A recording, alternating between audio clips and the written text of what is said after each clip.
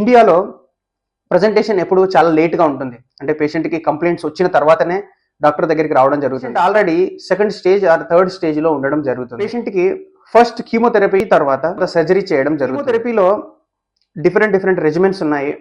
అది FLOT regimen, ECF regimen, కాల్ఫాక్స్ regimen కానీ రెజిమెన్ బట్టి సైకిల్స్ డిసైడ్ అవుతాయి. కొన్ని రెజిమెన్స్లో 3 సైకిల్స్ కీమోథెరపీ ఇచ్చిన తర్వాత సర్జరీ చేసి తర్వాత 3 సైకిల్స్ కీమోథెరపీ ఇవ్వడం జరుగుతుంది. సో ఈ కీమోథెరపీ ఇవ్వడం ద్వారా డిసీజ్ కొంత డౌన్ స్టేజింగ్ అవ్వడం జరుగుతుంది. దాని తర్వాత సర్జరీకి తీసుకుంటాం. ఈ సర్జరీలో క్యాన్సర్ ఏ భాగంలో ఉందో దానిని బట్టి ఉంటుంది. ఒకవేళ డిజిటల్ పార్ట్లో ఉన్నట్టయితే డిజిటల్ గ్యాస్ట్రెక్టమీ ఉంటుంది.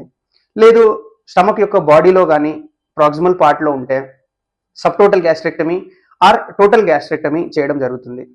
కానీ ఈ గ్యాస్ట్రెక్టమీ కన్నా ఇంపార్టెంట్ లింఫ్ నోడ్ డిసెక్షన్.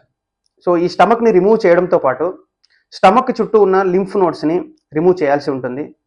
దీనిని మా భాషలో D1+ dissection are D2 dissection అని అంటాము.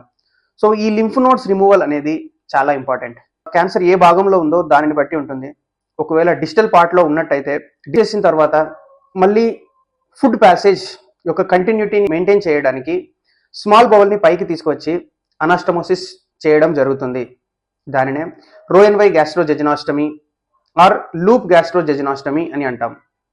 సో దీనివల్ల తిన్న ఫుడ్ తిరిగి డైరెక్ట్ స్మాల్ బౌల్లోకి ఎంటర్ అవుతుంది.